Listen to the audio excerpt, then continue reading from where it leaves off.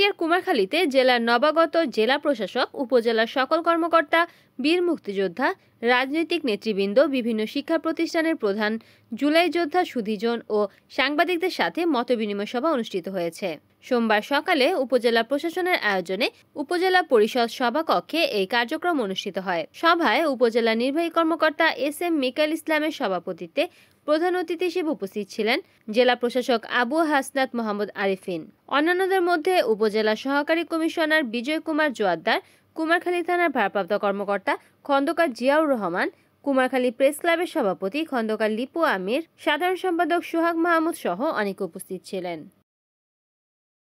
Report করেছেন কুষ্টিয়া প্রতিনিধি Nazmul Hasan, NN TV.